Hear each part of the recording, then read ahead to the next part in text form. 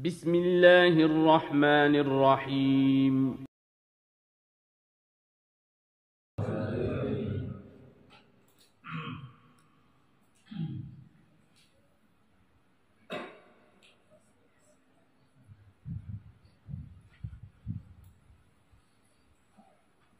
يا رب بالمصطفى بلغ مقاصدنا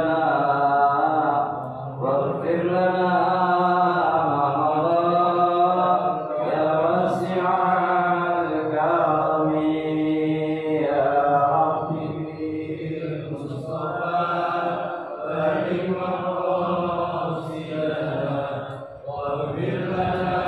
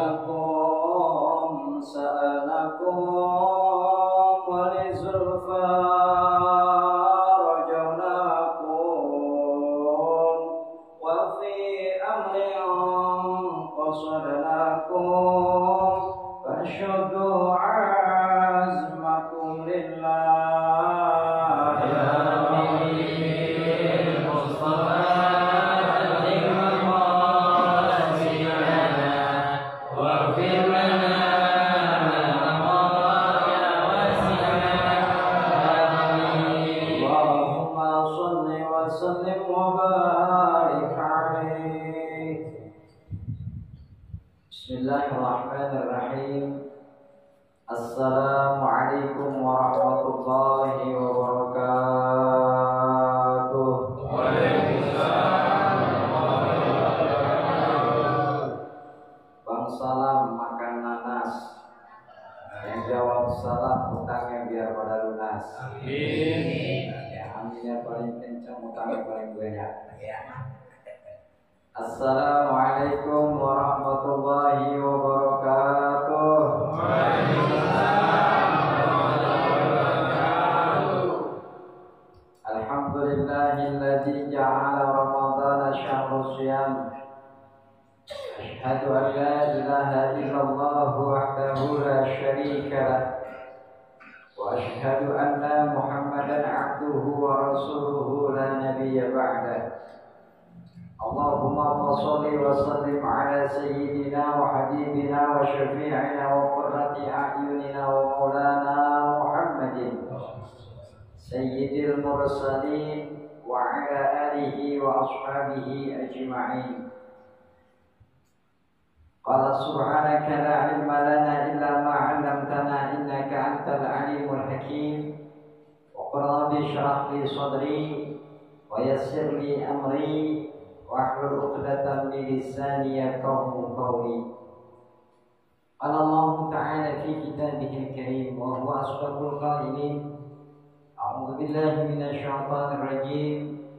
Ya ayyuhalladzina amanu kutiba 'alaikumus syiyamu kama kutiba 'alal ladzina min qablikum la'allakum tattaqun.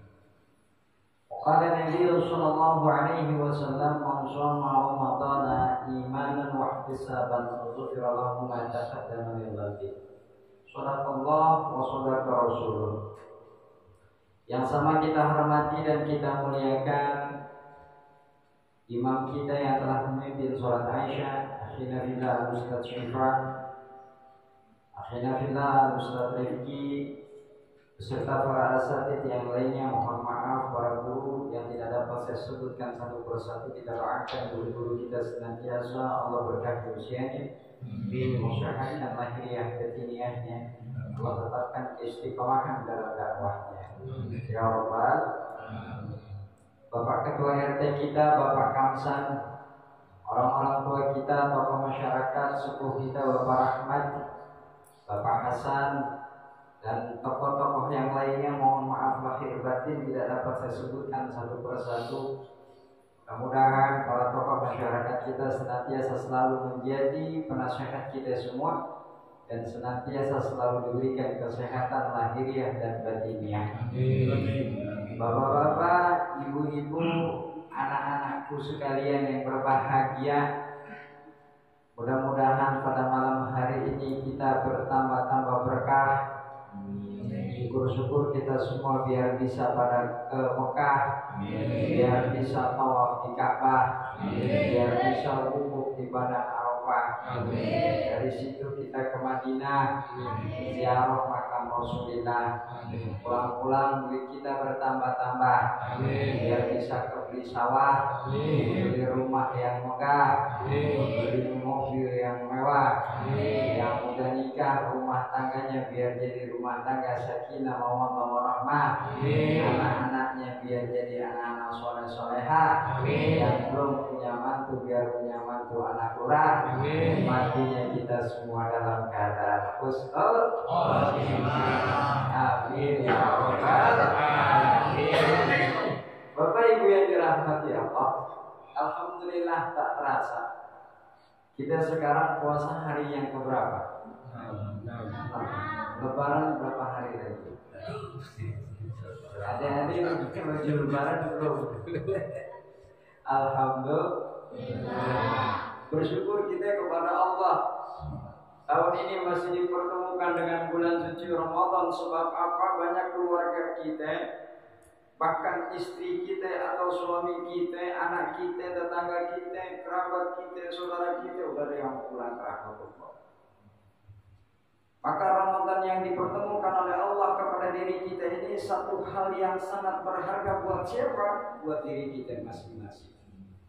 Sebab apa? Allah masih memberikan kesempatan kepada kita untuk memperbaiki, terus memperbaiki daripada sikap-sikap kita yang sebelumnya. Sebab ketika kita sudah meninggal dunia, tiada lagi kesempatan kita untuk memperbaiki diri. Maka Ramadan itu ada sebuah fadilah dan keutamaan. Keutamaan-keutamaan di bulan Ramadan begitu banyak. Di antaranya keutamaan yang pertama, bahwasannya Ramadan itu adalah dikhususkan dan panggilan untuk orang-orang yang khusus. Maka dalam surah Al-Baqarah 183 tadi dikatakan bahwasannya Allah Subhanahu wa taala berfirman, A'udzubillahi minasyaitonir rajim. Ya ayyuhalladzina amanu. Ya-nya di sini adalah harfun nida. Harfun nida. Harfun nida dalam ilmu nahwu itu ya diperuntukkan ialah panggilan. Allah bahasa Betawinya digerok-gerok. Ini panggilannya sangat spesial, Bang. Ya ayyuhalladzina amanu, konteksnya bukan ya ayyuhal muslimun, tapi ya ayyuhalladzina amanu. Kenapa demikian? Iman udah pasti Islam. Islam belum tentu beriman. Banyak orang yang Islam KTP unggul. Ditanya agamanya apa? Islam, sholat enggak. Ditanya apa agamanya? Islam, puasa enggak. Itu namanya Islam. Ya, banyak yang begitu. Makanya jangan sampai kita hanya menjadi Islam KTP. Beruntung ketika kita dipanggil oleh Allah lewat Al-Quran 183, ya ayyuhalladzina amanu, wahai orang-orang yang beriman, kuping kita gak budek. Kalau seandainya kuping kita budek, biar dipanggil 1000 kali orang bakal nyaut. Benar-benar. Tak ubahnya kita manggil orang budek. Nggak cukup sekali, Pak. Roy mau kemana, Roy? Hah? Roy mau kemana? Hah? Hah aja adanya.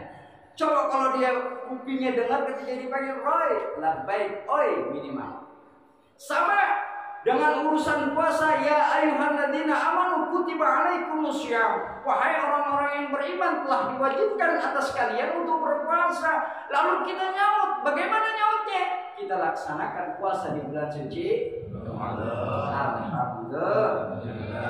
Mudah-mudahan senantiasa selalu Allah jaga iman kita sampai dengan ajal menjemput. Ya Rabbal alamin. Kalau lihat begini, alhamdulillah remaja banyak nih. penerus kita yang mau datang ke musola. Biasanya kalau yang datang ke musola itu usia 60 tahun ke atas. Ya. Remaja itu kadang-kadang rada-rada susah, Bang. Makanya kalau ada remaja, Bu, Pak, anak-anak datang ke musola berisik, jangan diusir. Jangan.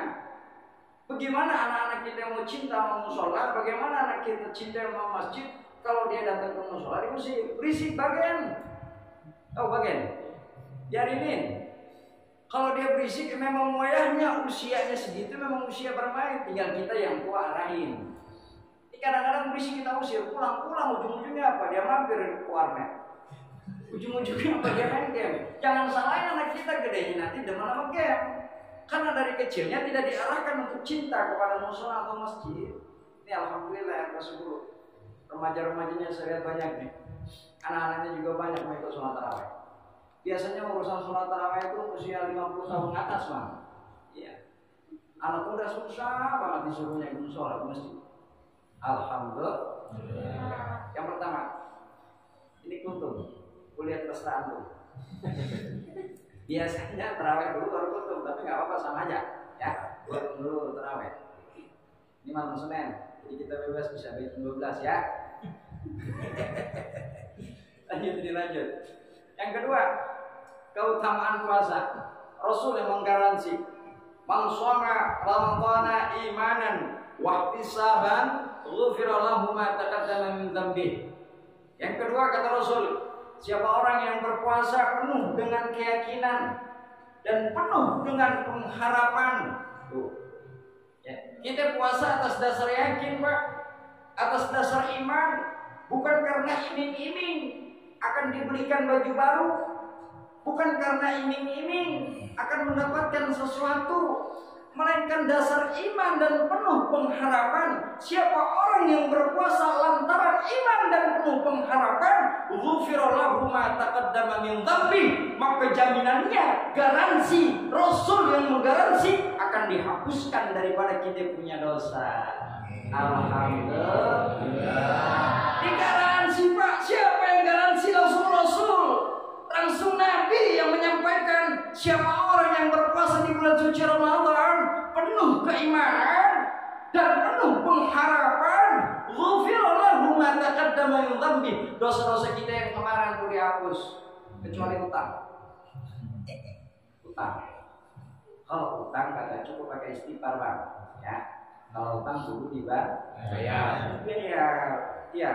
Teman-teman dosa dihapusin, ya kan? Ketemu sama orang yang kita punya utang impas ya. Kan udah puasa. Agak bisa omongan itu mah. Ya. Utang sama kas RT bayar, sama kas RT gitu. Ya. Utang sama tetangga bayar, kagak cukup dengan puasa bayarnya. Ya, sebab ini adalah khusus buat apa? Buat dosa-dosa kecil kita, Bang. Di mulut kadang-kadang sebab lepasan kita kasar sama anak, kasar sama suami kasar sama bini, kasar sama tetangga, kasar sama teman kerja, dosa. Maka dengan datangnya puasa kita berpuasa dihapuskan tuh yang kecil-kecil, kecuali dosa besar. Kalau dosa besar nggak cukup, Bang, dengan puasa Ramadan. Ada khusus dalam kitab Minhajul Abidin, ada tingkatan-tingkatan akhlak karya Imam Ghazali. Ada di situ untuk menghapuskan dosa-dosa kita. Ketika itu dosa besar, ialah salah satunya harus dengan taubat. Yang kedua, karena ini kultum terus nanti jadi ngebut. Yang ketiga, puasa itu rahasia, Bang. As-shaumu li wa ana ajzihi. Puasa itu untukku, kata Allah. Wa ana ajzihi, saya langsung yang membayar kebajikannya, kebaikannya, fadilahnya, pahalanya. Allah langsung yang bayar. Jadi ibadah puasa ini ibadah rahasia, Bang. Beda sama sholat. Kalau sholat itu kelihatan, permisi, Bang. Kalau sholat itu kelihatan nggak? Kelihatan. Baca Quran kelihatan nggak? Kelihatan. Sedekah kelihatan nggak? Kelihatan. Makanya puasa itu dikatakan ibadah rahasia. Kelihatan nggak puasa? Saya tanya, adik-adik, kelihatan nggak puasa? Bu, ini terhijab dengan dinding. Kelihatan nggak bu puasa kita? Kita puasa itu kelihatan nggak? Nggak kelihatan bang. Kalau urusan lemes bisa dibuat-buat. Pagi kita sahur sama bini sama anak, berangkat kerja. Sampai tempat kerja kita makan 2 piring, bini tau gak? Agak. Kita ngopi, kita merokok, kita ngeteh, kita makan, nambah. Pulang ke rumah pura-pura lemes, pasti bini kita nyangkanya puasa bang.